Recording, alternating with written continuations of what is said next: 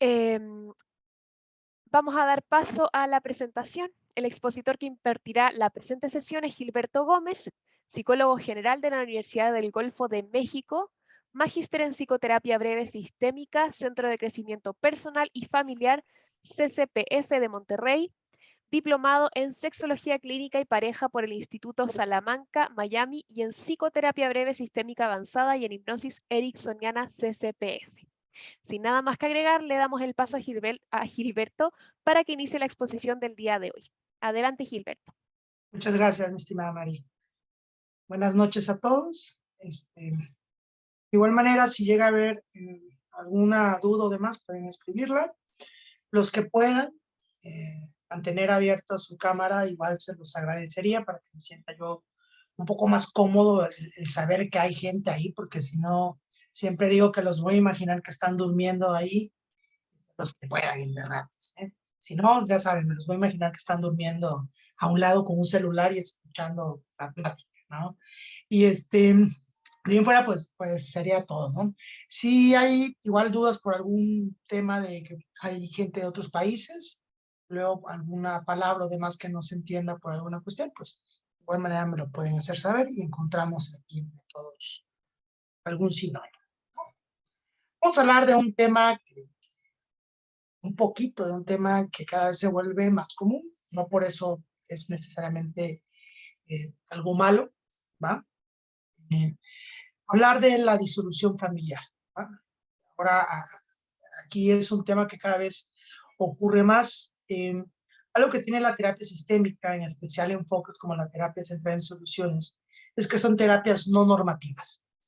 Es decir, que no vamos a seguir normas morales de qué está bien, qué está mal, como por ahí decía un psicólogo, si no recuerdo, Maturana era el que lo mencionaba, que la psicología no está para enseñarle a las personas cómo deben de vivir su vida. La psicología está para darle significado a su vida, ¿vale? Entonces, nosotros los terapeutas sistémicos familiares, ¿va? A diferencia de la terapia tradicional familiar o la terapia matrimonial o demás, nosotros no nos vamos a oponer necesariamente a que exista una disolución de la familia nuclear, ¿verdad? Sino que no vamos a tener ideas arraigadas de que vamos a traumar al niño si la familia se desintegra o cosas así. Algo que tiene la terapia sistémica y está escrito desde, ejemplo, la terapia estructural en el libro de técnicas de terapia familiar de Minuchin, que hay diversos estilos de familias, ¿no? Y que el concepto familia, incluso si habláramos un poquito a nivel etimológico, pues la familia actual ni siquiera tiene que ver con lo que era la familia tradicional, ¿no? Que en su, una de sus definiciones más arcaicas es que era un conjunto de esclavos, ¿no?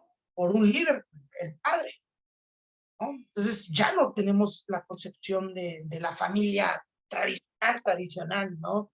Entonces, el concepto familia va cambiando con el tiempo, ¿verdad? Y hoy la psicología, la sociología, la sociedad reconoce diversos estilos de familias. Sin embargo, también estos cambios atraen o tienen algunas problemáticas, ¿no? No por ello significa que, vuelvo a repetir, que si se separa una pareja y hay hijos de por medio, eso esté mal, ¿no? Pero puede traer ciertas situaciones o ciertos problemas en la adaptación de los menores cuando ocurre especialmente en temas difíciles. Digo, es algo que se me ocurre ahorita de manera muy rápida, ahorita que estoy hablando. Lo voy a hacer muy visual, esto que hablamos de la disolución. Espéreme un segundito, por favor.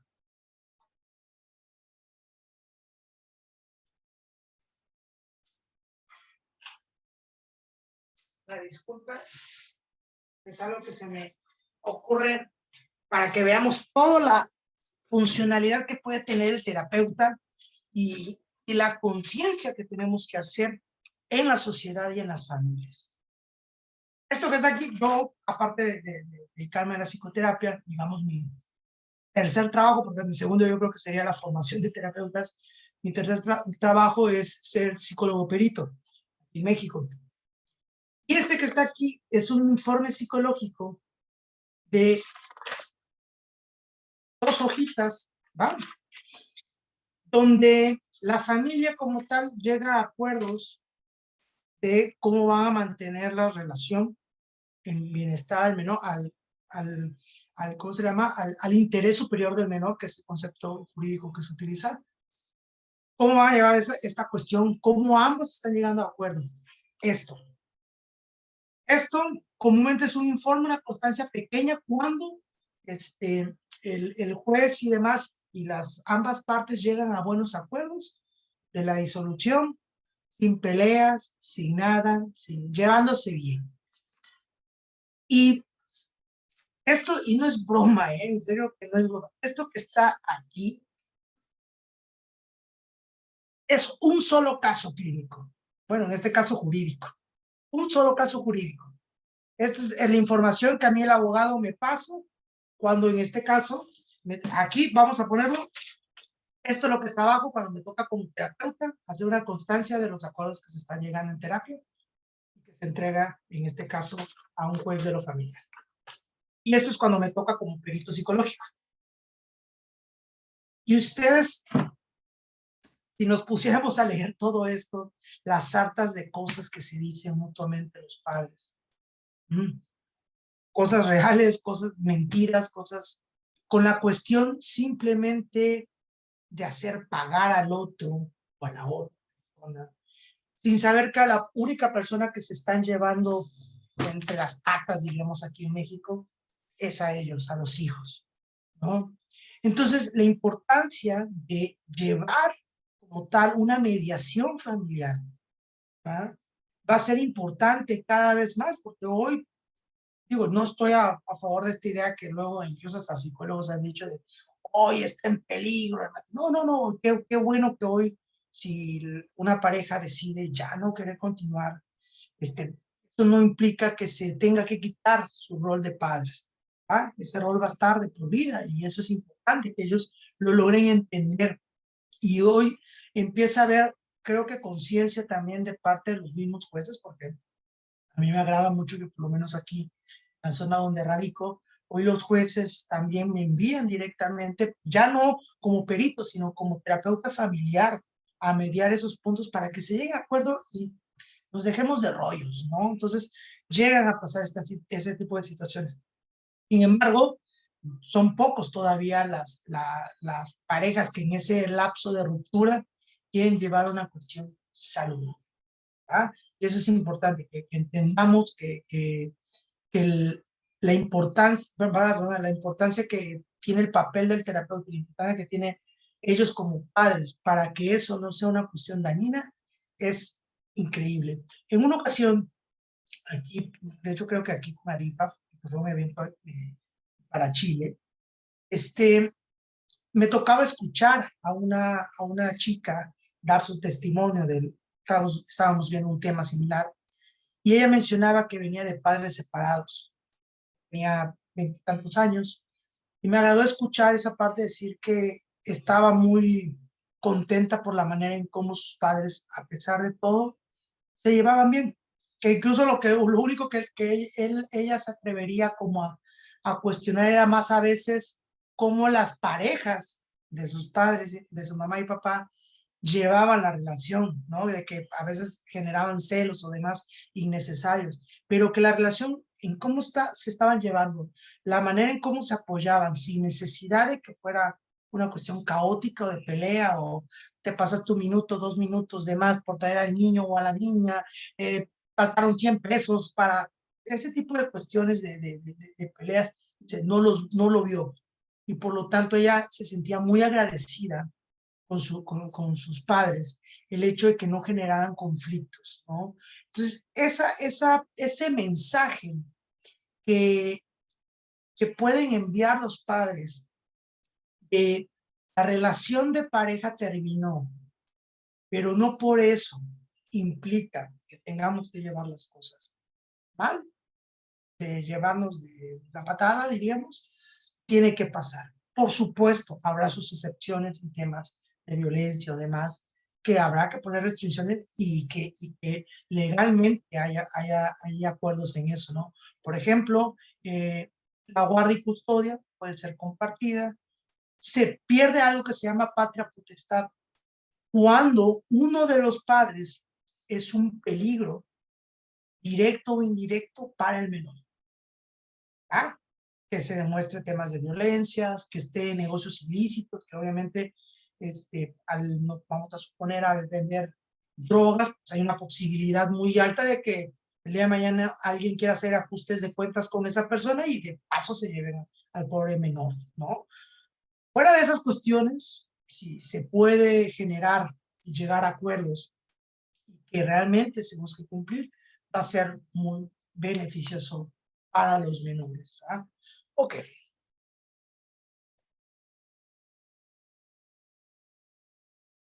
Saludos a Puebla, excelente. Si hablamos primero a nivel clínico, si trabajan ustedes en algunas instituciones o demás, o lo requieren para sus expedientes, algunos conceptos clínicos o impresiones diagnósticas que podemos colocar en los temas de ruptura o demás son este grupo llamado problemas relacionados a la educación familiar.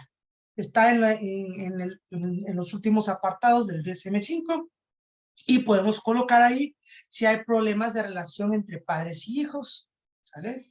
Si hay problemas de relación entre los hermanos por algún tipo de coacción o demás, o que estén separados los hermanos y se generen problemáticas. Educación lejos de los padres. Comúnmente este diagnóstico se coloca cuando hay incluso violencia entre ambos padres y se retira a los menores y se deposita con otra persona, algún familiar, y mientras se discute este tema legal, ¿no?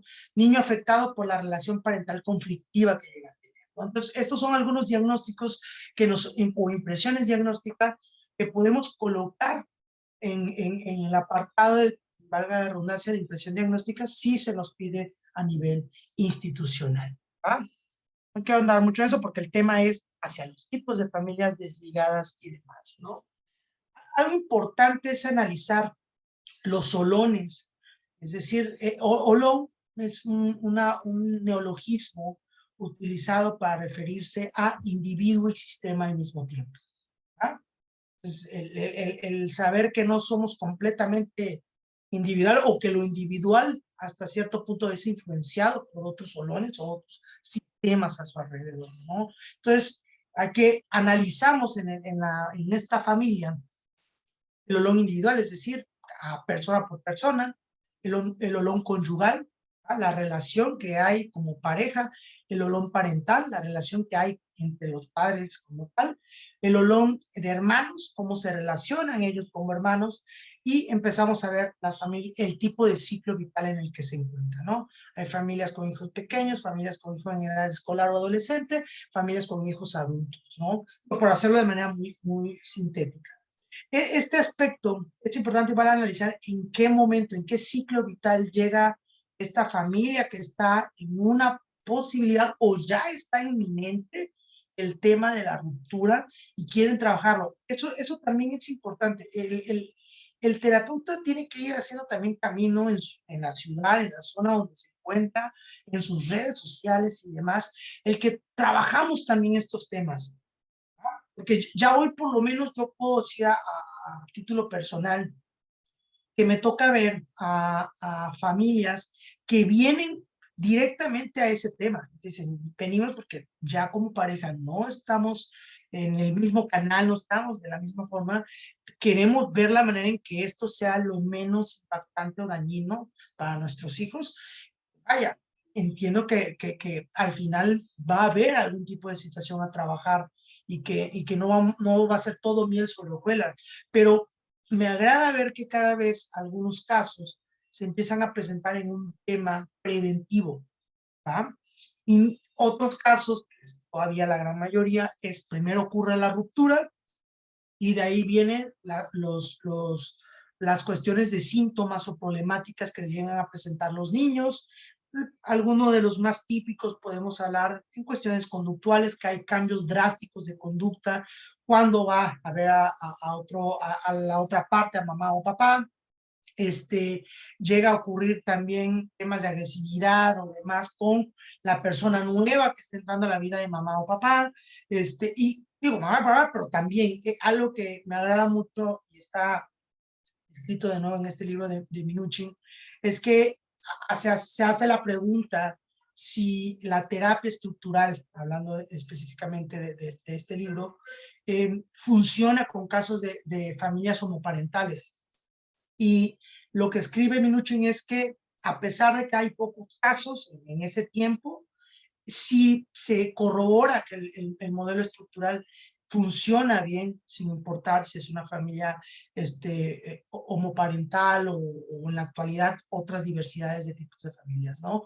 Entonces, eso es importante también ver qué tipo de familia se presenta en la actualidad. Hay una gran variedad de definiciones de familia. Volvemos al punto de que, por ejemplo, una Pax de Deus, una familia de dos, puede ser el hijo y el abuelito, ¿no? O sea, mi abuelita ya falleció, mamá se fue a los Estados Unidos, papá ni sus luces, y eso ya es una familia para nosotros, ¿no? Entonces, ese grupo nuclear puede ir variando, ¿no? Aguascalientes. Entonces es importante el ver de qué manera viene esta familia, dónde viene, qué etapa viene como tal. Estoy por ahí, esperemos, digo, no quiero dar falsas esperanzas, dependo más de la persona que me va a editar, pero por ahí tuvimos un caso muy interesante de disolución familiar con un adolescente, las problemáticas que se presentaron, cómo trabajamos y demás.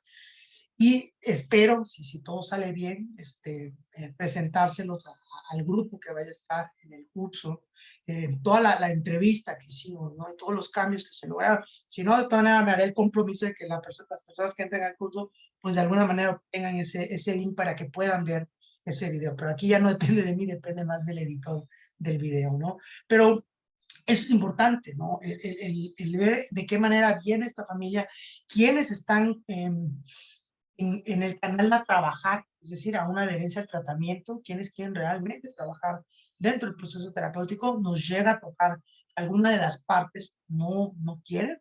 Es hecho el caso, y muy curioso porque el caso que atendí hace un ratito vino recomendada por la mamá del chico, y ella fue la que no quiso trabajar en terapia. Los que vinieron a la terapia de este video que les estoy contando fue papá e hijo. Mamá, no, ella estaba renuente a la separación, a la terapia, a muchas cosas.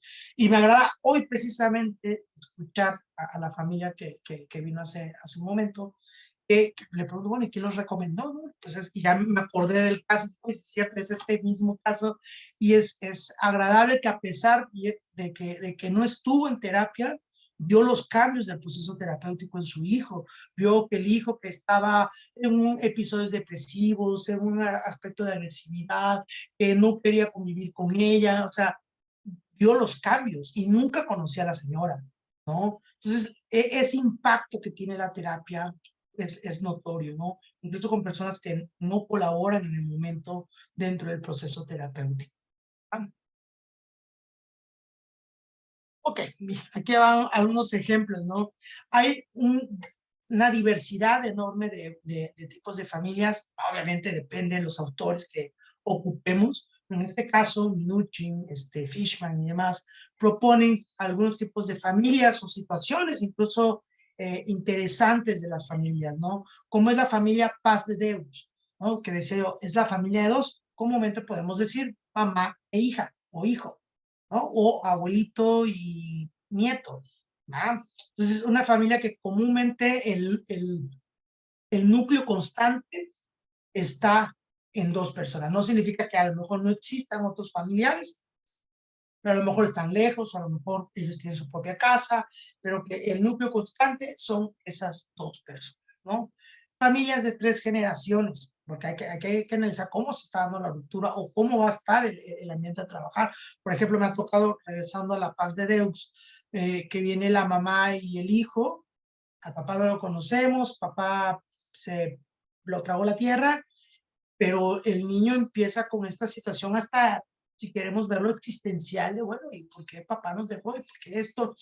O el enojo, o el recelo, o alguna situación. No conocemos, ni el niño conoce a papá, ¿no? Entonces viene una familia paz de a trabajar, a hablar de un tema de disolución, cómo ocurrió, cómo pasa esta situación, ¿no? Familias de 3 generaciones, ¿no? Como el nombre lo indica, pues, tenemos a lo mejor abuela y abuelo, a la pareja como tal y a los niños, ¿no? Hay 3 generaciones dentro del mismo núcleo o la misma casa, ¿no? Y la ruptura se está dando ahí, ¿va? Entonces, hay situaciones donde precisamente la pareja, los padres, viven en casa de los suegros, ¿no? Entonces, también podemos ir a lo que la terapia sistémica invita mucho, es a las demás personas, no solamente a papá o mamá. Llega a pasar incluso a gente externa al ambiente familiar. Por ahí me tocaba trabajar con una adolescente ese tema de la separación de los padres. El papá pues resultó que tenía otra familia y todo el rollo y dejó de verlos, llevaba prácticamente una doble vida.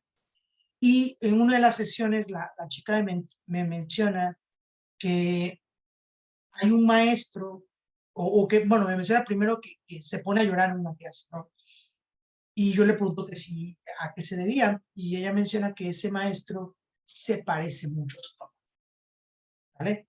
Entonces, le preguntaba que si, qué sensación, qué le pasaba, si le generaba odio, qué le pasaba, y ella me decía, no, es que no se imagina las ganas enormes que tengo de abrazarlo.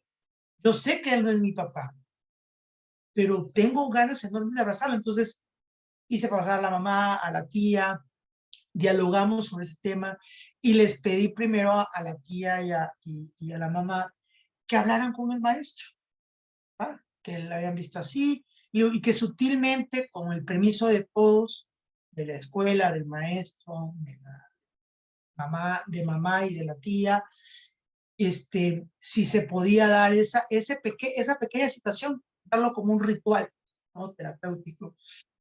El maestro accedió, por supuesto, pues lo que yo pueda hacer por la niña, pues adelante, ¿no? Entonces la adolescente decide darle ese abrazo y esa manera de despedirse de papá, porque pues, papá dejó de contestar mensajes, papá dejó de enviar dinero, papá dejó de hacer muchas cosas de un momento a otro, y ella simplemente quería ese aspecto, ¿no? Y esto le ayudó, y aquí podemos decir, ocupamos pues prácticamente una persona ajena al sistema familiar, ¿no? Entonces, también el analizar un poco más allá del sistema familiar, podemos encontrar situaciones que nos puedan ser de utilidad en el proceso. Las familias con soportes son familias que podemos catalogar más clásicas, ¿no? De esas familias que tenían 8 hijos y por lo tanto ya los nietos ya tenían como 8 tíos y son familias que se le puede catalogar que son muy amplias, que tienen un gran número de miembros, incluso viviendo ahí mismo, o ahí fueron en un terreno grandote, una casa, otra casa y otra casa, y ahí mismo viven todos cercanos, ¿no? La familia acordeón, podemos decir que son aquellas familias que van y regresan, por eso el acordeón, ¿verdad? Que van y regresan, que se separan, que regresan, que pasan algunas situaciones y que es importante también ir trabajando con ellas, que a veces el hecho de estar yendo y regresando también genera ciertas incomodidades y estrés en los menores, ¿no? Las familias cambiantes, vamos a catalogar las familias que por situaciones incluso laborales o alguna otra situación personal, requieren estar constantemente cambiando de lugar, ¿va? Por ejemplo, familias que son hijos de policías, federales, soldados, marinos, etc. O aquí en la zona donde me encuentro es una zona petrolera, que a veces es, vete a Paraíso, Tabasco, y ahora te vas a ir a Ciudad del Carmen, Campeche, y entonces vas cambiando de lugar, ¿no? Entonces, hay familias que su trabajo, que ciertas situaciones eh, hacen que estén en constante movimiento, ¿no? Entonces, también es importante tomar en cuenta cómo te viene esa familia, ¿verdad? Hay familias con las que tienes tiempo limitado, ¿no? Me tocaba, por ejemplo, una disolución familiar diferente por ahí, que era precisamente una persona que era piloto de la Marina, y simplemente se iban a cambiar de ciudad, pero todo el tiempo habían vivido en casa de su suegra. Entonces, tanto a la mamá de la niña como a la niña les era un duelo esta parte, y podemos hablar que entra también en el tema de disolución familiar. No se está disolviendo como tal la pareja, pero sí se está disolviendo una familia de 3 generaciones, por un tema de ser una familia cambiante, ¿me entienden? Entonces, tomar en cuenta esas situaciones nos permite modificar nuestras intervenciones, nuestras actividades, o sea, todo ese tipo de situaciones es importante que también la dialoguemos con la familia.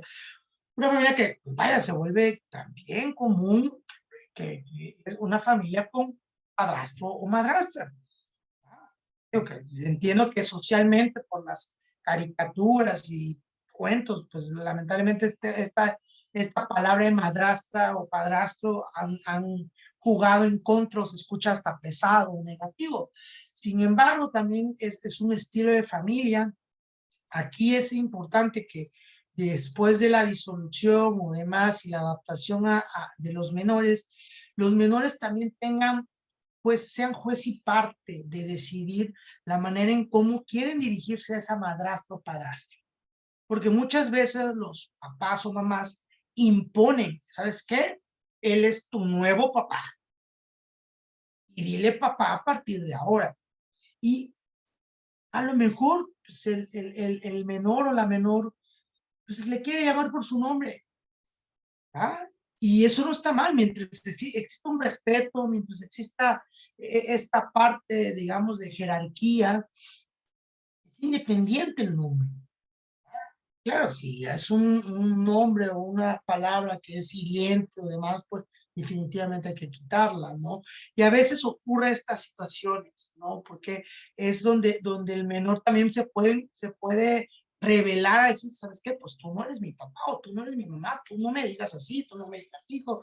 Y a veces es mucho más sano generar ese aspecto espontáneo entre el menor y la persona que se está agregando a este núcleo familiar. O sea, que ellos mismos sean los que decidan. Yo podría decir, yo en la actualidad somos una familia así. Yo tengo a mi hijo, ¿verdad?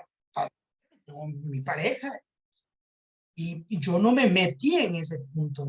Ellos decidieron cómo decirse y, pues, por su nombre, y existe ese respeto, y yo no vengo a imponerle, ¿sabes qué es? Esta persona a partir de ahora le vas a llamar así, ¿no? Entonces, no es eso, sino que creen ese vínculo, que, vuelvo a repetir, en la actualidad son temas muy comunes de trabajar, y para nada malos, ¿no? Familias con un miembro fantasma, ¿va? Ya, digamos, aquí más que la disolución, ya son familias que aquel miembro que falleció todavía en la actualidad del sistema familiar tiene algún tipo de presión o tiene algún espacio dentro del sistema familiar. Cuento rápidamente un caso que es el común que me viene a la cabeza en estos temas.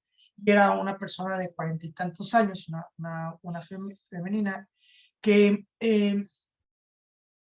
viene por temas de miedo a la oscuridad, buscar independizarse, el tema de que no tenía una pareja, etc. Y empieza a explorar ese sistema familiar, y resulta que pues era la de en medio, 40 y tantos, una de 39 y un hermano mayor como de 50. Y los tres estaban sin casarse, los tres sin pareja, etc. Vivían con su papá, y como a la cuarta sesión la noto muy desesperada, que por X o por Y llegó tarde a la consulta, la atendí a la hora que llegó, nos extendimos y iban a dar casi las 10 de la noche, y ella estaba desesperada como ya necesito irme, ¿no? Entonces le pregunto que si requería salir o tenía alguna emergencia. Me dice, no, es que mi mamá nos tiene prohibido llegar después de las 10 de la noche. Y yo me quedo así de, necesito revisar apuntes, reviso mis apuntes, y pero tú me comentaste en la primera sesión que mamá ya había fallecido. Sí, pero pues es la orden de mamá. A eso hablamos como una familia con un miembro fantasma. Incluso ya no estando, ciertas reglas comúnmente rígidas se siguen manteniendo o generando. Entonces, es esta parte, ¿no? De impuesta, ¿no? Que puede llegar a pasar. Hay otros tipos de familias de estas situaciones, como pueden ser cuando hay una pérdida de un hijo, ¿ah? Que se sigue manteniendo. Me ha tocado familias que siguen haciendo los cumpleaños, que siguen manteniendo el cuarto tal y como estaba. Entonces sigue teniendo una presencia, ¿no? Por eso se le llama una familia con un miembro fantasma. Las familias descontroladas, ¿no? Que las podemos hablar ya aquí de las familias que pelean constantemente o demás, y las familias psicosomáticas, cuando un miembro o demás presenta precisamente signos o síntomas psicosomáticos. Es decir, una familia con un miembro hipocondriaco o con algún otro tipo de problemática psicosomática. Entonces, hay una diversidad de autores, hay una diversidad de maneras de ver y explorar el sistema familiar. Aquí presento algunos conceptos muy básicos del modelo estructural que nos pueden ayudar a ir observando de cierta manera. Como decía por ahí, si no me recuerdo, Virginia Satir, la familia es la familia. Que nosotros la veamos con ojos sistémicos es diferente, ¿vale? O sea, todas estas estructuras que hablamos o tenemos, no son la realidad como tal, son maneras que nos permiten organizar lo que está allá afuera, ¿no? Ok.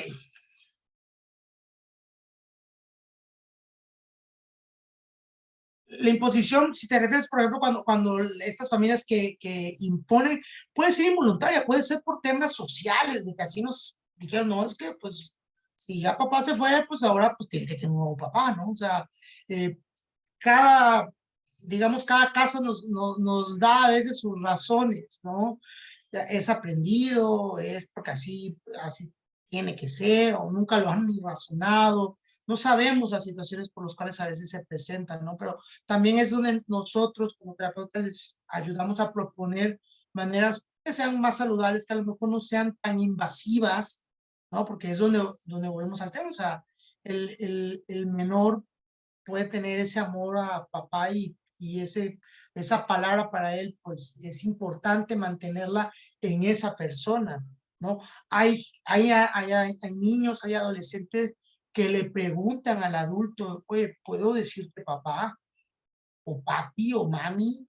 O darle ahí algo extra, ¿no? Para que haya una diferencia entre papá y papi. Y es válido, ¿va? Pero lo que podemos decir a nivel de salud familiar o demás es que sea una cuestión de entre ellos. Como dice, bueno, Liz, ajá, las profecías autocumplidoras, ¿no? De Václavic, ¿no? Que a veces nos estipulamos ideas, por ejemplo, si hablamos un poquito más ahorita de esto que Liz nos menciona, hay veces que el de la profecía autocumplidora es la otra parte que no está de acuerdo, ¿no? Y te dice, ¿y sabes qué? Y a él ni caso le haga porque seguro también nos va a dejar. Seguro va a pasar esto. Y entonces, esa persona está hostigando y aparte también el niño se la cree, si es que nos va a dejar mejor o la abuela o demás, ¿no? No, sí, él nos va a dejar, él nada más está un ratito.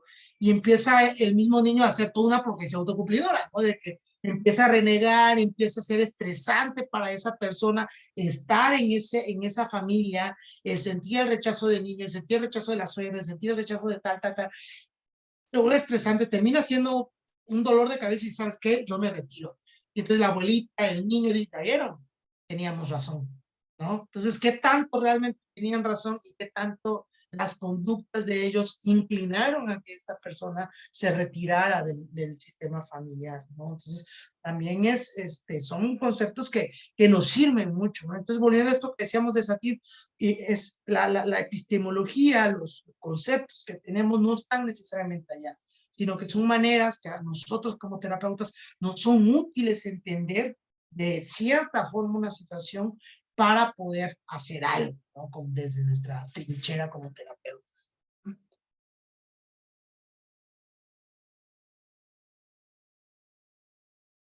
Muy bien.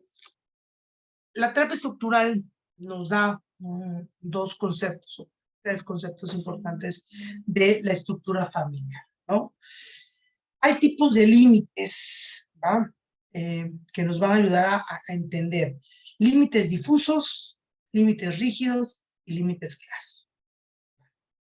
Los límites difusos van a ser entre los solones que uno de ellos termina mandando sobre el otro.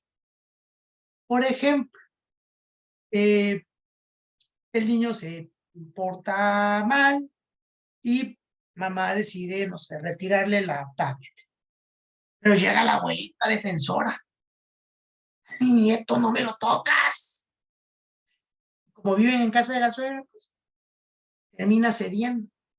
Entonces, hay un límite difuso de parte de la mamá y hay un límite rígido de parte de la suegra. ¿Ah?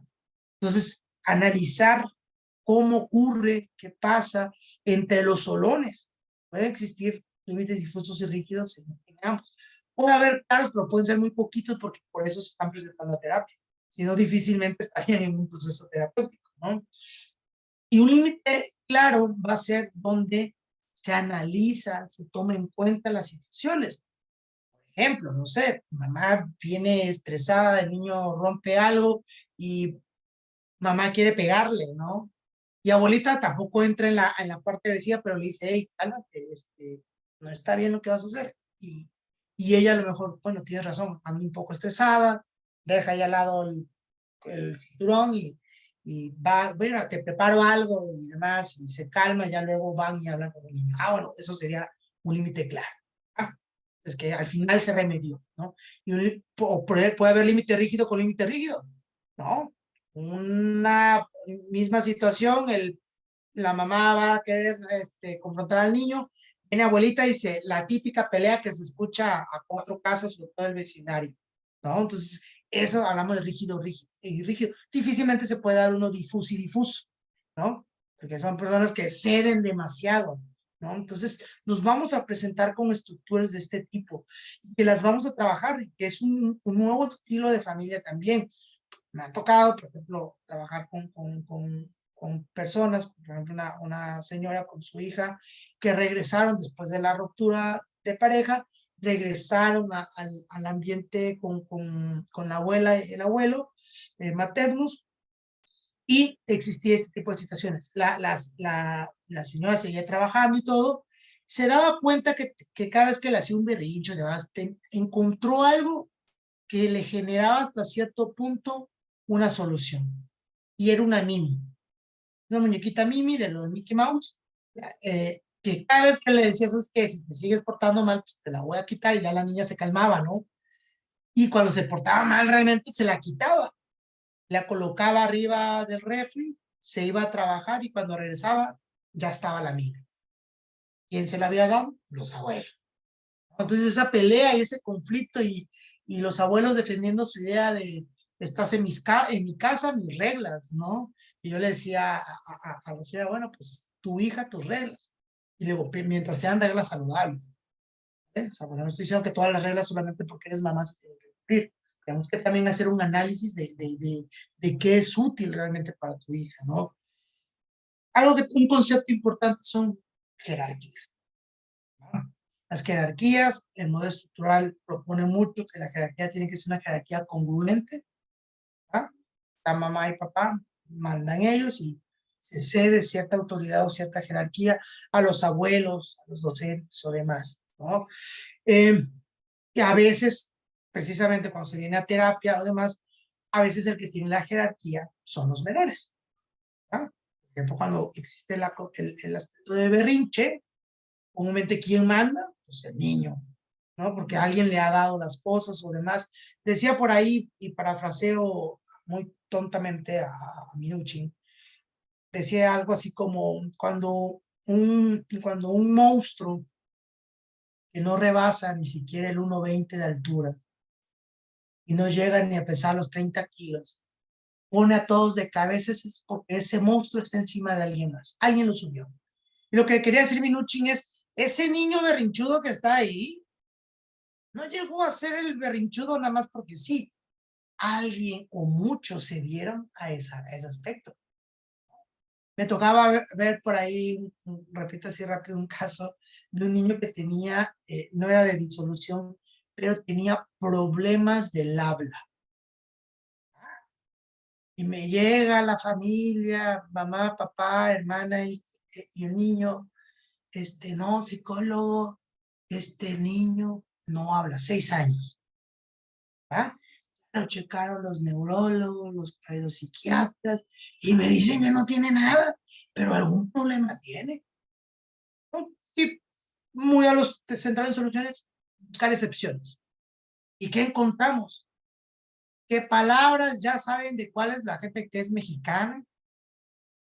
De esta bonitas groserías que luego nos aprendemos, con PU, con CH, con todas las groserías, te las decía bonitas.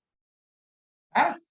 Entonces, ¿qué? El área de Broca nada más se aprendió groserías y lo demás, ¿no? No, no, era...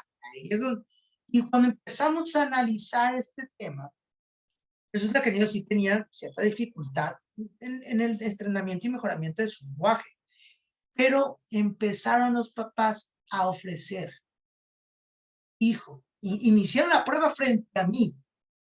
Mire, doctor, saca la señora un chocolate. Hijo, ¿qué es esto? No, no, no, no, es chocolate. Ate.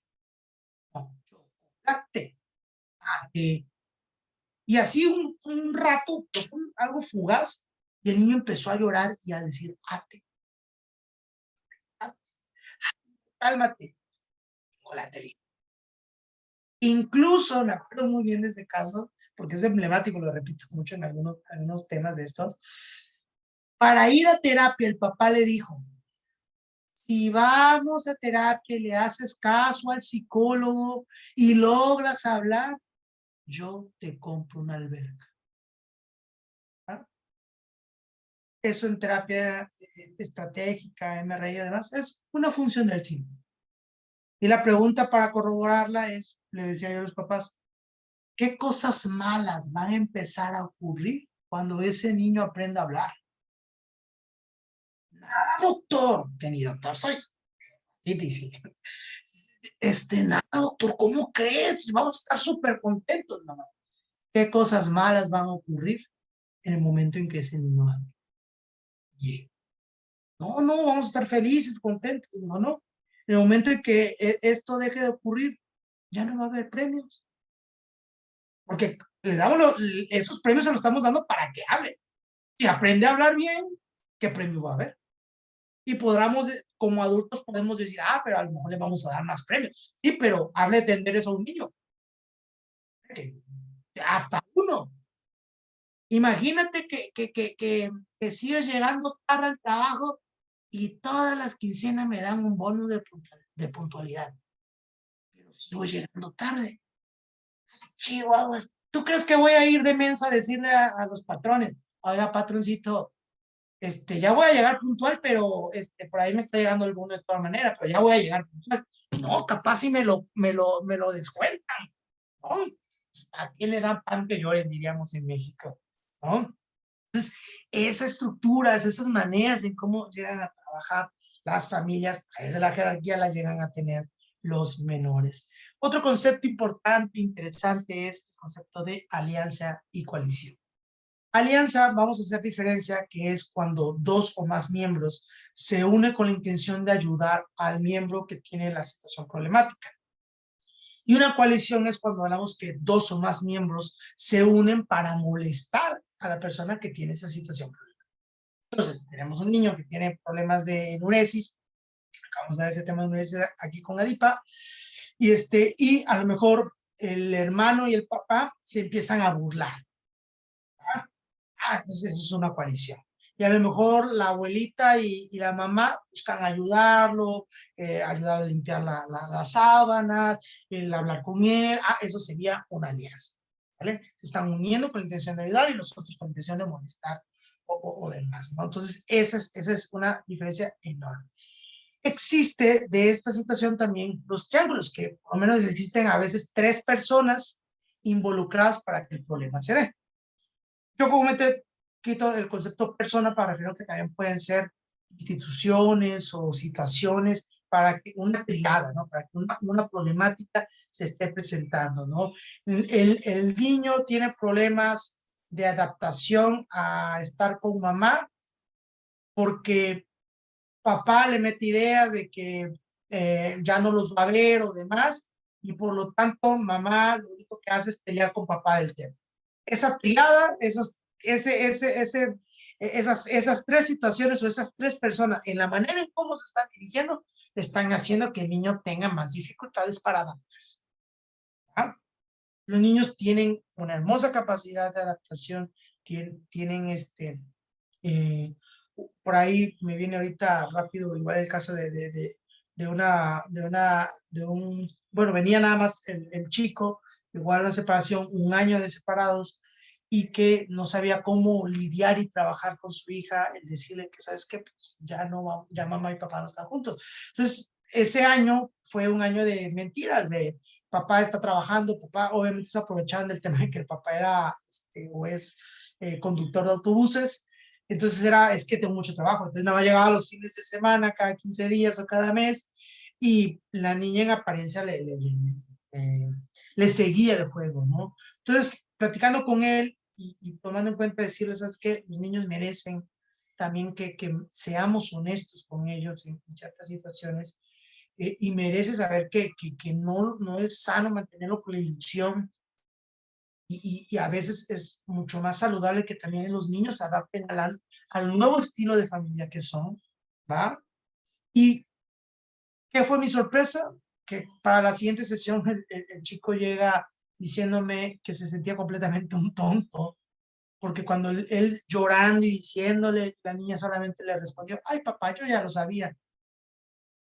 O sea, a veces los niños son más inteligentes de lo que creemos, creemos que los vamos a agarrar de tontos. El que papá y mamá están bien.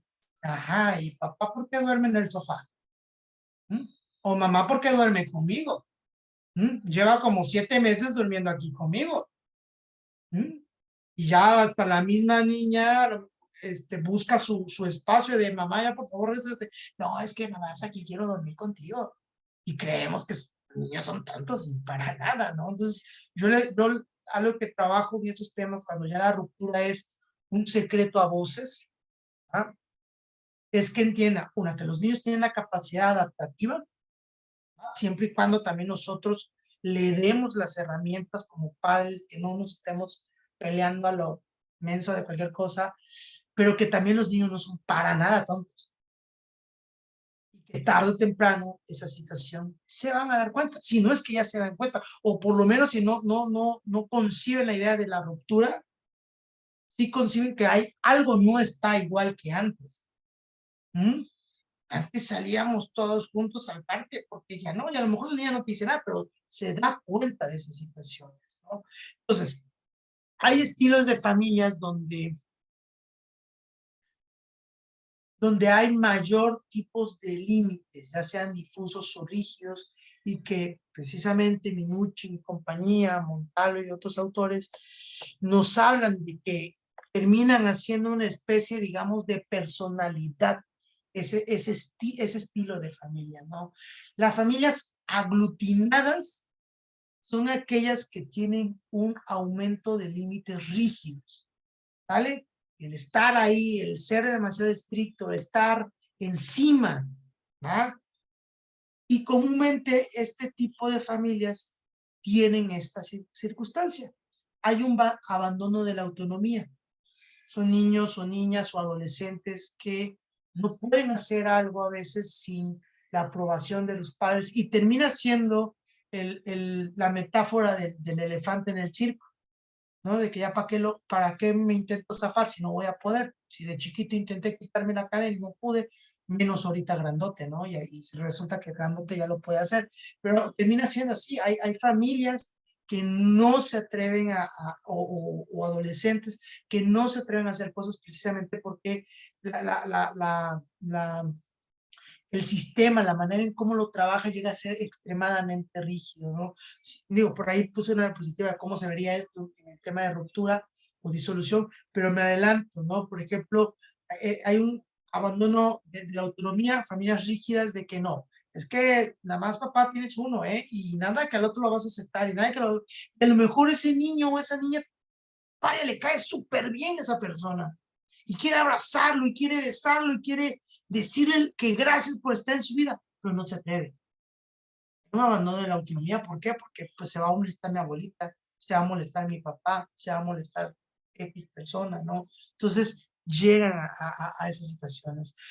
Poca diferenciación entre los miembros, todo lo tienen que hacer juntos, todo tiene, por ejemplo, aquí podríamos hablar de esas familias donde no le permiten al menor o a la menor tener convivencia con la familia materno-paterna, ¿no? O le evitan, no, si no está papá, no puedes ver a tus abuelos tampoco, ¿no? Entonces, esta parte de que se afianzan demasiado al niño y eso hace que el niño no tenga un espacio de diferencia o valga la redundancia, un espacio con el otro sistema familiar, ¿no? Dificultad de exploración y dominio del problema, obviamente al ser familias muy controladoras de las situaciones, sus situaciones no se atreven a enfrentarlas solos o incluso son saboteados por los mismos papás, ¿no? O mamá. Un ejemplo que se viene a la cabeza ya no es un caso, pero me viene una serie, si no me recuerdo, de Dinamarca, creo que se llama Rita, algo así, está en Netflix. Y hay una escena muy bonita de una maestra que trabaja con niños pequeños y que ve a una niña que tiene pavor en hablar en público, el pavor en esto.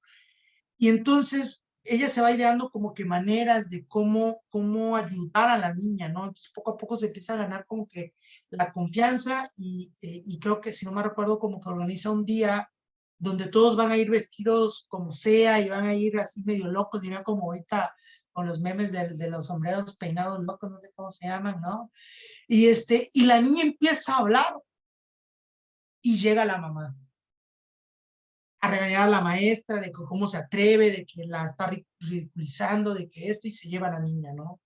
Entonces, esta parte que a veces no se le permite por la rigidez, y digo, pero que sea que lo que venga a la cabeza ahorita sea eso, pero realmente es muy común, ¿no? Que los mismos padres o el mismo sistema familiar impide que el niño o la niña o el adolescente empiece a trabajar en alguna situación o algún tema que quiera, ¿no? La conducta de un miembro repercuta a la de otros, al ser una familia tan rígida, es tan estrecha la relación que una situación altera a todos, ¿no? Si el niño, vamos a suponer en esta parte del intento, el niño intentó hablar en público y le salió mal, todos se alteran y todos se enfrentan a la maestra, los compañeritos, empiezan todo un alboroto, podemos decir. Responde con excesiva intensidad a cualquier variación, ¿no? Si el niño intenta hacer algo, pues la sobreprotección. Si deja de hacer ciertas cosas, la sobreprotección. Entonces, las variantes, la manera de intervenir es demasiado intensa, ¿va? Entonces, por ejemplo, si el niño tuvo un problema en la escuela, si reprobó, si lo que sea, la manera no es incluso con el niño, sino es a lo mejor atacar a los maestros, atacar o sea, y eso te pasa hasta con hijos adultos, ¿eh? Esta parte de una excesiva intensidad de respuesta cuando los hijos les pasa algo, ya ni te pones a medir la situación.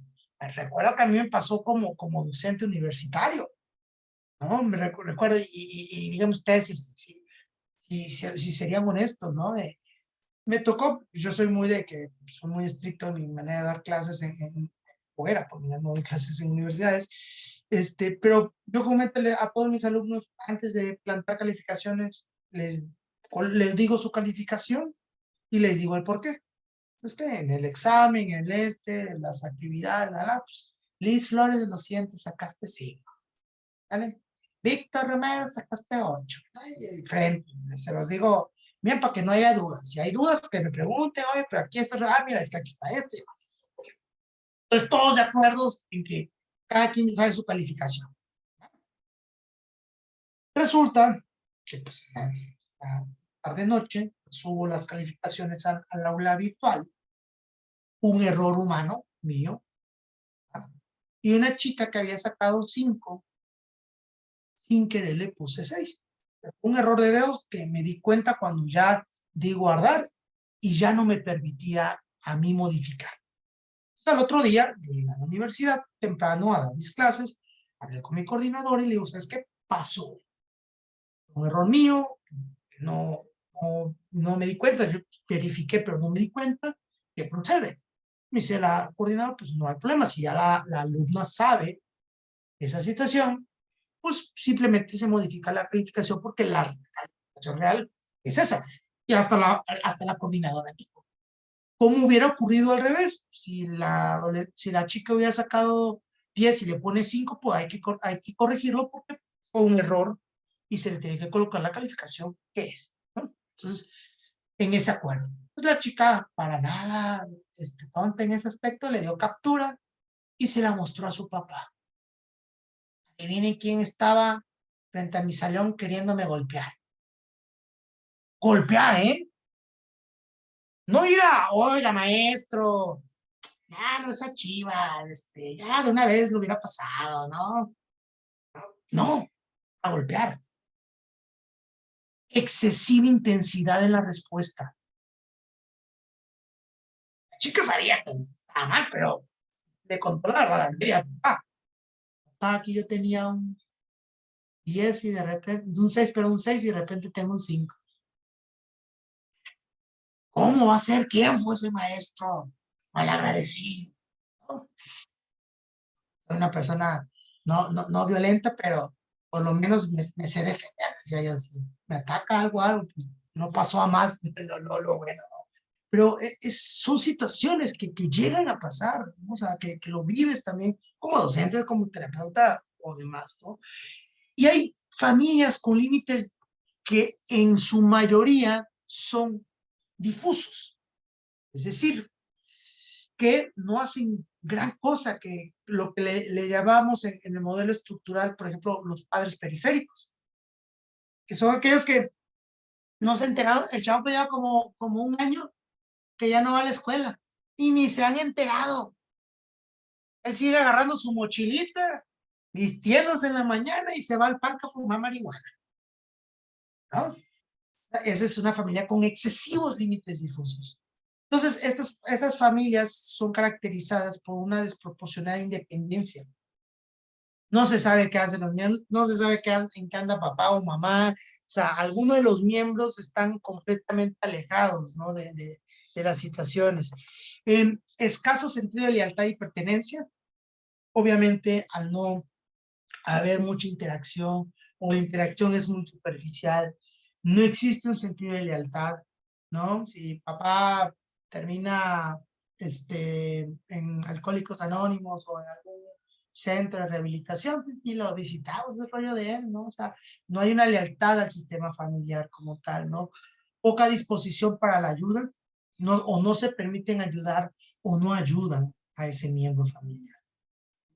Un alto nivel de estrés individual puede activar el sistema de apoyo de la familia, es decir, solamente cuando a veces pasa algo drástico, a diferencia del otro estilo de familia, que con una mínima variación respondemos fuerte y excesivo. Estas familias no. Ya hasta que le hicieron como 20 citatorios a la familia de venga a ver la conducta de su hijo, venga a hablar con nosotros, hable con los maestros. Sí, sí, sí, sí, ahí luego, sí, sí, sí, sí, sí. Cuando expulsaron al chamaco, cuando ya se peleó o ya le pegó al maestro, es cuando ahora sí reacciona. Ay, ahora sí, ¿qué pasó? No, pues su hijo está expulsado. ¿Cómo hacer? ¿Qué podemos hacer? Resulta que lleva un año intentando que esto ocurriera, ¿no? Entonces son familias que al haber este exceso de límites difusos, responden muy tarde en ciertas circunstancias, ¿no? Tienden, perdón, a no responder cuando es necesario, precisamente por eso, porque ya cuando responden, ya hay una serie de consecuencias que ocurrieron, ¿no? Por ejemplo, si esto lo llevamos, digo, ahorita andamos un poquito más, Pero si esto lo llevamos precisamente al ambiente de la disolución familiar, hay veces que el niño o la niña presenta situaciones, incluso ideas suicidas, etc., que no se ha adaptado bien al tema de la disolución de la familia o de sus padres, y no se toma en cuenta, ¿vale? Y el niño o la niña o el adolescente da ejemplos de eso, de que la está pasando mal, y ahí se le va a pasar, llamando la atención. Cosas de ese tipo, podemos decir que es un límite difuso. Y hasta que el niño o niña resulta que termina de alguna manera atentando contra su vida o ocurriendo ciertas situaciones. Por ahí me tocaba trabajar con un adolescente que este, se salió de su casa, por horas se perdió, o sea, y llamaban y todo, y qué hacemos y demás. Y hasta que pasó eso de meses, de que el adolescente estaba en, me siento mal, no quiero que se separen. Obviamente no significa que hay que, si la pareja pues, ya no jala, pues no jala, pero a lo que es, está enviando el mensaje claro, ¿ah? No para que regresen, sino que para que exista esa atención psicológica, ¿no? Entonces, por ahí, hace muchos años, una colega regiomontana hacía una pequeña investigación ahí en su zona sobre precisamente las familias con hijos que habían tenido intentos suicida o habían llegado a culminar ese intento suicida, ¿no? Entonces, una correlación ahí muy sencilla que hizo ella fue que, o la conclusión a la que ella llegó es que los niños que no mostraban, o los adolescentes que no mostraban ciertos síntomas, pues la familia ni siquiera se daba cuenta, pues no hay nada que trabajar, ¿no? Pero comúnmente eran familias, lo vemos desde esa perspectiva, con límites difusos. Ahí se le va a pasar, ahí está, no, está triste por X cosa, ¿no? Hasta que ocurría, ¿verdad? Era cuando realmente pues le daban la atención. Y los papás, sin caer en la parte de la pero los papás que eran con límites claros, que notaban que había alguna variación, o la familia que notaba que había una variación en su conducta, etc., en los adolescentes o niños, y empezaban a indagar y encontraban la libretita o demás, eran los casos que comúnmente no llegaban ni siquiera al intento suicida, ¿no? Entonces, también la importancia de hacer caso a la evidencia, ¿no? Te puede llegar a mostrar el menor dentro de la situación. Ok. Y precisamente es todo lo que le decía, bueno, la disolución o la disolución familiar en familias aglutinadas pueden ser algunos de los puntos a encontrar los siguientes, ¿no? El niño no se siente perteneciente a ningún sistema. Precisamente es tan rígida el ambiente y tan compacta la manera en cómo se llevaba el sistema familiar, que cuando se separa ese estilo de familia, no se siente perteneciente a ninguno, porque quiere a fuerza que es que íbamos a todos lados juntos, decíamos hace rato, pues al final se pierde la autonomía. Si son esas familias que de repente iban a todos lados juntos, de que no se separaban para nada, y si llega a ocurrir esta situación, no se siente perteneciente a ninguno de los ambientes, ¿no? Uso de la tecnología para silenciar al niño, ¿va? Al niño estar mostrándose extraño, tengo esto, pasa esto, vaya, o sea, no se toma en cuenta y es, mira, ten esto, ¿va? Agarra la tablet, agarra el celular y ahí tú solito podrás hacer tus cosas, ¿no? Entonces, ocurre también esta parte. Las peleas entre tutores repercuten en el infante, son rígidas, volvemos al punto de la manera en cómo es que, ¿por qué me trajiste al niño 10 minutos tarde? Te dije a las 8, no 8:10. Y esos son temas de pelea. Es que te dije que tenía que comer arroz con pollo, no sopita con pollo, no, ¿cómo va a ser? Entonces, peleas absurdas que llegan a ocurrir, situaciones de ese tipo repercuten, como precisamente las familias aglutinadas en radica el límite rígido, la manera en cómo se dirigen a la otra persona, o de lo que hizo el niño, lo que te comenta el niño, incluso de, oye, fui con mamá al cine, oye, pero no debes de ir al cine porque ahorita está no sé qué, algo mal. O sea, a veces no tienen ni idea de por qué, pero se vuelve una constante. Uno de los tutores define el comportamiento cuando se va con el otro tutor. Es decir, es que allá cambia, es que allá esto, es que acá pasa esto. Y eso ciertamente ocurre en un sistema donde los padres están separados, pero que no existe una comunicación saludable, ¿va? Donde no hay límites claros, ¿va? Porque el infante, cuando trabajamos en conjuntos con padres separados, ¿va? Y se va a la otra casa, y se va con los abuelos, y se va acá, o se va de vacaciones, o esto, no tiene por qué haber un cambio drástico en su conducta, ¿no? O sea, entonces, esa situación, ahí es importante tomar en cuenta cómo es que se está trabajando la visión del mundo, podemos decir, que tiene cada uno de los padres, buscar converger. Se le invita en terapia a la otra parte, digo, si no quiere, pues ya veremos cómo adaptamos el proceso terapéutico, pero si pueden venir los dos, adelante, ¿no? Se trabaja, es importante el cómo indagar ahí, ¿no?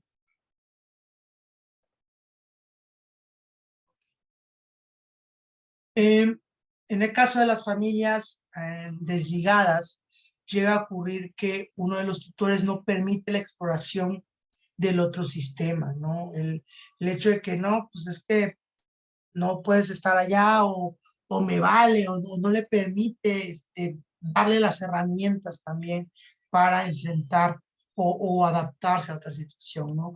Excesivo apego del menor a un sistema, ¿no? Estar, como hay un límite que, déjenme. Ok, Margarita, muchas gracias. Sí, ya hay un concepto, por ejemplo, en el caso del síndrome de alineación parental, ya es un concepto jurídico también, ¿no? Que se tome en cuenta. Digo, aquí ahorita lo estoy abordando desde una perspectiva terapéutica, ¿no? Pero el concepto, si ya lo vamos a pasar a un tema legal, y vas a hacer un peritaje y demás, existe una alienación parental, y por supuesto que es penado, por supuesto que si se corrobora, se encuentra evidencia, tanto psicológica como física, etc., de que existe como tal este síndrome de alienación parental, ¿ah? Definitivamente es castigado, ¿no? Y ahí sí puede perder la guardia, e incluso hasta la patria potestad, ¿no? Cuando ocurre ese tipo de situaciones, ¿no? Pero igual, a veces digo, en el ámbito jurídico, sí, sí, ahí digo, al ser diferente la estrategia, ¿no? Como terapeuta soy buena onda, ¿no? Busquemos paz y amor entre todos, pues si me toca también dar mi otro servicio, pues ¿no? Estoy a buscar de que si le digo a la persona, es que pues hay que buscar evidencia que compagine con el peritaje que se va a realizar. Y vaya, lamentablemente pues te topas con eso, ¿no? Si te topas con que hay mensajes de que no te lo voy a dejar ver, que no, esto es que tu nueva pareja es una hija de no sé qué, ya, y empieza a haber toda una serie de ataques y demás. Hay adolescentes que me ha tocado que graban a mamá o papá diciendo este tipo de cosas, ¿no? Y que en la realidad se tome en cuenta a nivel legal, se coloca con tu abogado, una USB como prueba, con toda la información digital que se tenga de que sí existe como tal una alineación parental, ¿no? Sí, sí llega a pasar, Margarita, esos casos, ¿no? Los problemas de conducta y la metáfora de la papa caliente. Como estamos desligados, como nos vale, como les digo, aquí cuando los dos, o las dos partes, eh, mm, hasta cierto punto no están ejerciendo bien su función parental, no te toca a ti, no, es que yo al fin voy a salir, no, pero es que, no, es que me tocó el otro, no, pero es que tú, lamentablemente el niño termina haciendo este juego de la papa caliente, ¿no? Y la papa se quema, se quema, se quema, y nada más se lo van pasando, ¿no? Y es feo que por ese tipo de situaciones, pero hoy también, vuelvo a repetir, me agrada mucho que a nivel jurídico ya también se les empieza a estipular la asistencia terapéutica. Y va a quedar así, pero ambos tienen que ir a terapia, ¿no? Entonces ya en la actualidad también se le da, algunos casos se le da carpeta abierta, que ellos deciden si buscan algo por lo particular o si es una institución gubernamental, ¿no? Entonces, la posibilidad de conductas graves extrovertidas al estar tan desligado uno de los miembros o ambos miembros, ambos padres, ocurre que puedan existir ciertas conductas extrovertidas, tales como el abuso de sustancias o demás. Son personas que no les importa por ahí. Tengo un caso difícil porque la única persona interesada y la que se ve como la mala es la madrastra, ¿no? Porque ella está la señora, vive con su esposo tenía una relación anterior previo a ella, ya es un hijo ya adolescente, con problemas de la escuela, etc. Vivía primero con mamá, como que no lo creía ahí, estaba más interesada en su relación, y no ejercía bien su maternidad. Papá mucho menos, cuando se iba con papá era como te lo dejo a ti, y la única preocupada, la única que buscaba como que llamarle la atención, el ver sus calificaciones era ella, pero cada vez que ella hacía eso, el chamaco se rebelaba y le decía a su mamá ciertas cosas de la señora y a su papá ciertas cosas, y todo, tanto papá como mamá atacaban a la madrastra como es que tú tienes algo contra mi hijo, es que tú odias a mi hijo, es que tú esto, y es una situación realmente que es un caso que todavía estamos ahí trabajados, viendo ahí la manera en cómo ayudar especialmente a la señora que es, algo que podemos pintar es hasta donde pueda, porque no le puedes dar la ayuda a quien decidió no agarrarla, ¿no? Entonces también estamos trabajando más que nada con ella esos temas de trabaja hasta donde pueda, ¿no? Pero no ha recibido buenos comentarios ni del adolescente. El adolescente ya se salió de la escuela, el adolescente ya empezó a entrar a drogas, o sea, y papá no hace nada, ¿ah? Le tira la papa caliente a su pareja, ¿no? Mamá tampoco hace nada, ¿no? Los tíos atacan a la pobre señora, los abuelos del niño, del adolescente atacan a la señora, ¿no? Entonces, este aspecto desligado, ¿qué va a ocurrir si ellos no ponen un foco porque digo, la señora puede hacer lo que pueda, pero si no se le permite más, pues ni modo. Pero si los padres siguen en esta situación, con el perdón, el día que le pase algo, que mientras vaya a buscar drogas, lo golpeen o lo asalten o algo peor, a lo mejor ahí esa familia desligada, esa familia con límites difusos, quiere hacer algo, ¿no? Porque lamentablemente a veces algunos reaccionan tarde en la atención a esas situaciones, ¿no? Entonces, es algo que digo, trabajo yo con esta señora que ella vaya, ya digo, el avance que tenemos con ella por lo menos es ese, ¿no? Ya no se estresa tanto de los comentarios y demás que está entendiendo ella, que ella puede brindar la ayuda hasta cierto punto, pero que no puede más, ¿no? O sea, ella, no sé, buscar que ella tiene una tienda, ¿no? Entonces, que ya no vas a estudiar, pero vente aquí a la tienda, trabaja conmigo. No, pero el chamaco la quería de patrón, ¿no? No quería hacer nada y que le pagaran. Entonces, como que no, pues alguien quiere implementar el valor del trabajo también, pero por lo menos si no va a estudiar, que por lo menos sepa defender si tenga su dinero, ¿no? Pero al no sentir eso, ella fue como que ya no me siento culpable. Un avance que de lo último que platicábamos es, ya no me siento culpable, porque le estoy ofreciendo, pero también estoy aprendiendo a respetar. Que si la persona no quiere, aunque yo sepa que es para su bien, no quiere y no quiere, ¿no?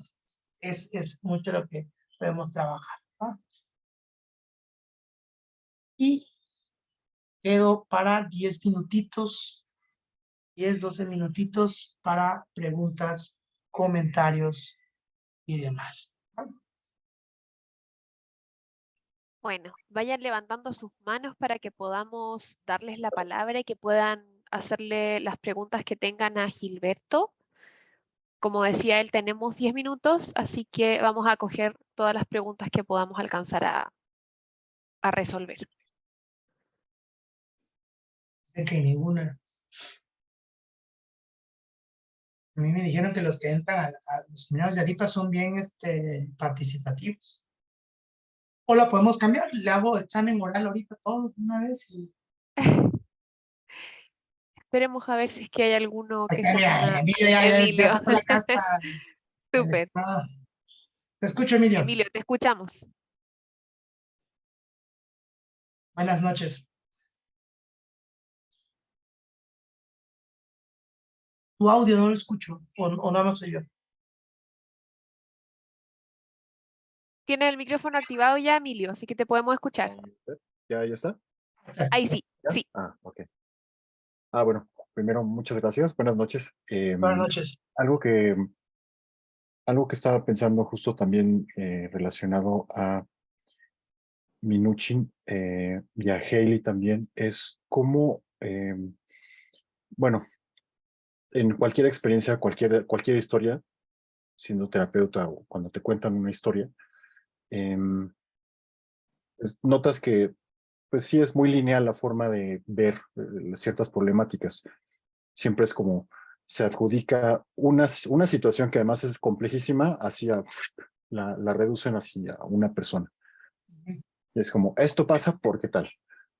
¿Cómo en una situación, por ejemplo, en una familia, se podría hacer para ver un poco más, o para igual y no sé si ampliar o como construir una realidad en ellos, que puedan llegar a percibir que una acción es como parte de un entramado y que pues sí hay una circularidad en esa situación, o sea, como más bien sustraerlo hacia que es el problema y no la persona, el problema es el problema, ¿no? Exacto, ¿verdad? Desde una perspectiva hasta narrativa, si lo quieres ver así. Ok, por ejemplo, un aspecto para mí importante, digo, a lo Haley es más la estrategia hacia que se orienten a realizar, que a lo mejor que hacer conscientes el daño primero. O sea, como dirían por ahí, primero que se den cuenta de las virtudes que están haciendo de ciertas cosas para que ya luego hablemos de otras situaciones. Sin embargo, si te entiendo bien, Emilio, a cómo también hacerles mención de ver la gravedad de sus conductas, el que puede llegar a pasar si continúan de cierta manera. Hay autores que utilizan, por ejemplo, el PIP, el patrón interpersonal problemático, ¿no? De los modelos interaccionales, del MRI, etc., donde primero lo preguntamos a detalles, el qué piensan, qué hacen, qué dicen, en qué contexto y cómo participan para que el problema se dé. Lo hacemos de punto y seña, bien hecho, de principio a fin, cómo inicia el problema, y se los presentamos, dialogamos, hacemos preguntas sobre eso, y es una manera en que ellos vean cómo la conducta actúa. Digo, vamos a hacer algo así como que muy rápido. Okay, por ejemplo, ¿me podrían comentar ustedes, padres, qué ocurre cuando existe para que exista esa pelea con su hijo? Entonces, vamos a suponer que el papá dice, no, pues es que le llamamos la atención de que limpie su cuarto. ¿Va?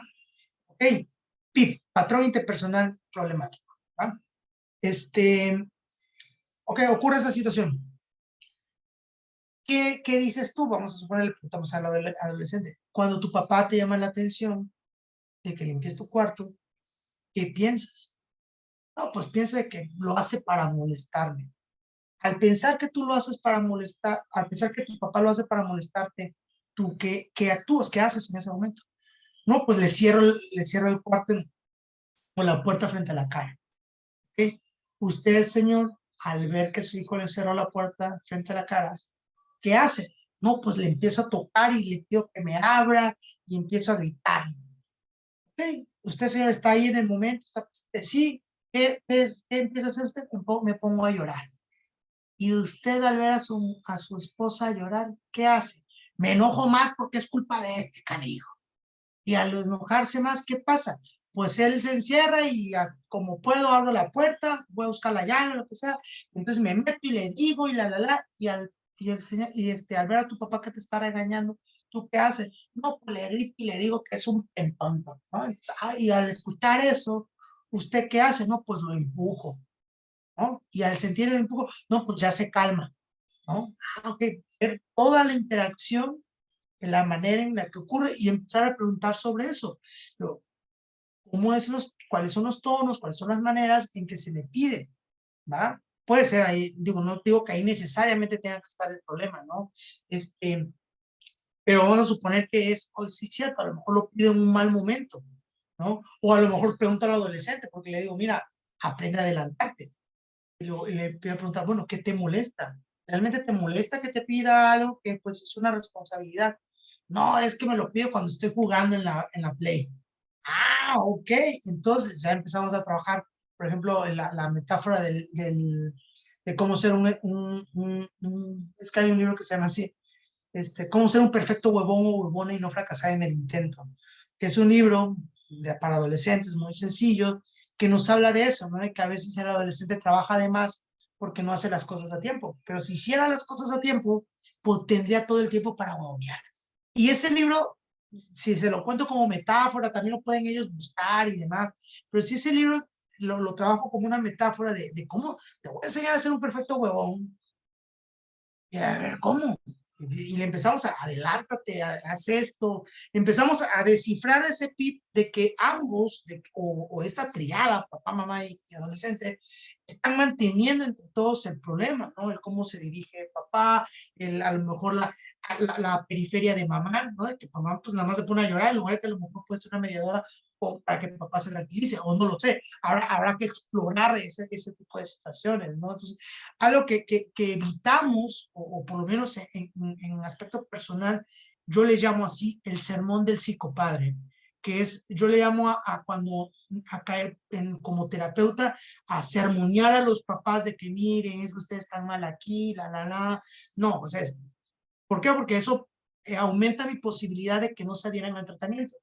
Entonces, primero vamos a explorar virtudes, vamos a explorar virtudes del adolescente, qué si hace bien esos papás, qué si hace bien ese adolescente, ya de ahí meternos a la queja y ver que podemos trabajar, también los intentos de solución fallidos. Entonces, ahí podemos ir viendo y analizando mejor, y precisamente ahí es explorar paso por paso, ¿no? ¿Qué sí están haciendo bien para que lo repiten? Los intentos de solución fallido, ¿qué están haciendo mal para que no lo hagan?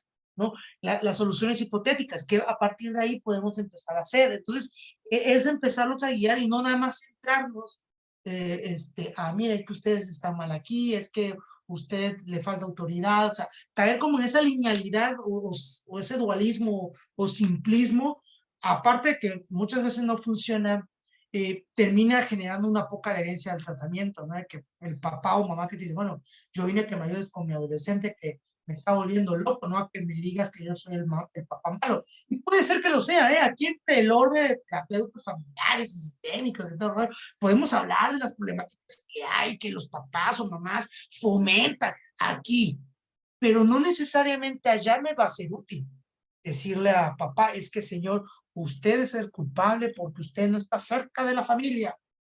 Ay, pues yo vine a pagar la terapia, ahora resulta que yo soy regañado. O sea, si lo pensamos así a la mexicana o latinoamericana, muchos papás, ese momento, esa verdad, no la quieren recibir.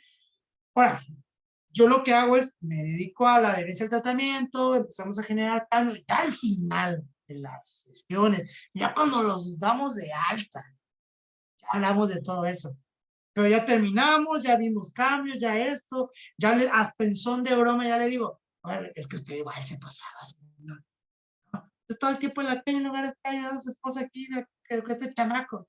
Y tú también, compadre, que nada más haciendo enojar a tu mamá, ya, jijiji, jajaja, pero es ahí, ¿no? Entonces, esas situaciones también nos es útil. No sé si te es de utilidad eh, lo que te acabo de mencionar, Emilio.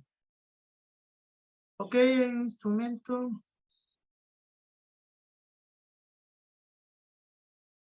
No, más que un instrumento es aprender bien sobre el modelo estructural, Amy, de los tipos de familia, ¿no? Lo puedes encontrar en el libro de técnicas de terapia familiar.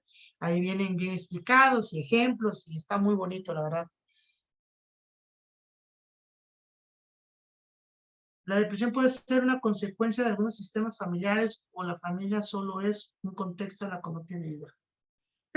Volvemos al punto del Olón, ¿no? O sea, hay que pensar en términos por lo menos sistémicos, ¿no? No existe la depresión individual. Existe una serie de patrones interaccionales que originan la depresión.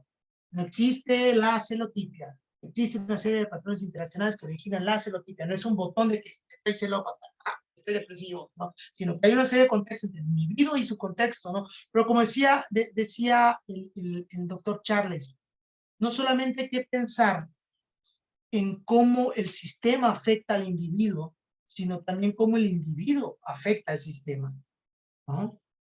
Por ahí, Mónica, estaría por ahí una alzada la mano, Mónica García, creo. Tu audio. Que la levante de nuevo para poder verla y solicitarle el audio, porque... Es que está el audio, perdón, su mano la levantó en físico. Ah, perfecto. Déjame buscarla. Mónica Flores, ¿me dijiste? García, Mónica García. Mónica. Déjame ver si la O encuentro. lo puedo, Ah, ahí está. Ahí está, ya la vi. Mónica García y le pedí... Hola, buenas noches. Es que no, mi aplicación no me permite el emoticón de la mano, por eso la levanté. ¡Ah! Sí. Buenas noches a todos, excelente. Buenas noches, Mónica. Mi pregunta es, ¿qué bases se le pueden dar, por ejemplo, al padrastro y a la madre para no obligar a los hijos a tener que llamarlos padre o madre? El libre desarrollo, si hablamos a nivel conceptual de incluso jurídico, se llama libre desarrollo de la personalidad. Hay cosas que no se le pueden poner, ¿no? O sea, yo a veces me baso, por ejemplo, a términos jurídicos como una manera psicoeducativa.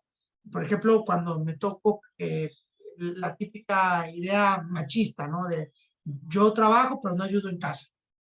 Y yo le digo, bueno, hay algo que se llama ley de convivencia.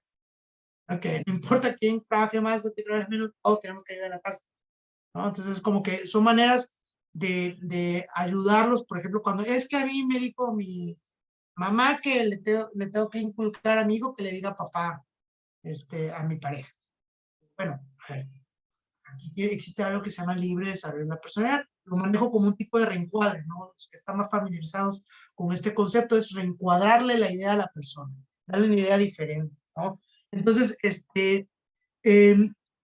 ahí podemos ir trabajando eso, ¿no? Darle un reencuadre diferente y es una manera en la que lo hago de decir eso. Pero existe algo llamado libre desarrollo de la personalidad del menor y por lo tanto en ese concepto muchas cosas tienen que tener la libertad los niños de cómo quieren empezar a vestirse, qué le gusta ver, qué esto, siempre y cuando sea dentro del aspecto saludable para el bienestar de ese menor. Y eso también entra en cómo se quieren relacionar, sale con las otras personas, entonces podemos ir trabajando de eso. Si llega a ocurrir, a veces al revés, hay papás o mamás que son como más, no sé si decir paranoicos, pero que tienen miedos por, no sé, tiene una nueva pareja, un hombre, y no, pues no hace que lo toque, esto, y bueno, vamos a enseñarle a tu hijo, eso independientemente de que entre esta persona a tu vida, tenemos que entender que existe algo que es el semáforo de la prevención sexual. Y eso se lo tienes que enseñar a tu hijo, así no tengas pareja. Es esta parte de prevenir, a que él entienda a esta parte de psicoeducación sexual. Y él empieza a explicar sobre ese tema para calmar esa situación también, ¿no? Pero aquí, digo, la base o el concepto que yo ocupo más es el reencuadre, ¿no? Reencuadrarle la idea a la persona y viene de los modelos como la terapia narrativa, entre otros.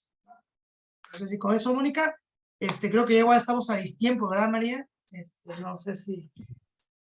Sí, la última pregunta que me gustaría Adelante. coger, porque ya se realizó varias veces en el chat, es si es que hay algún apoyo bibliográfico que tú puedas recomendar para profundizar un poco en este tema.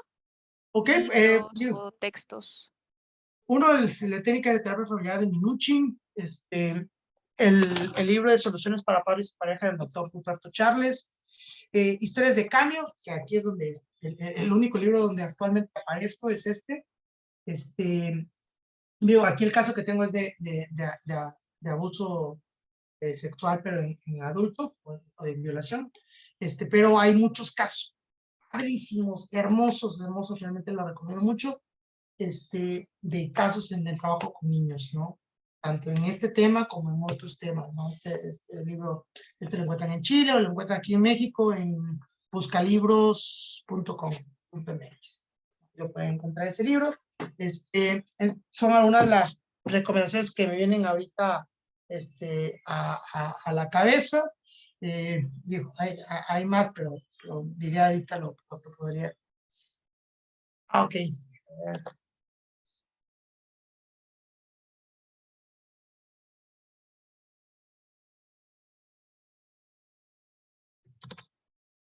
Hay algunas. Soluciones para padres y pareja del doctor Charles. ¿Vale?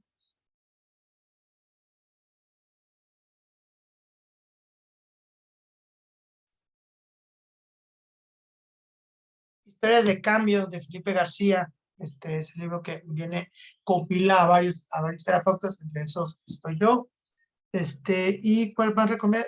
De técnicas de terapia.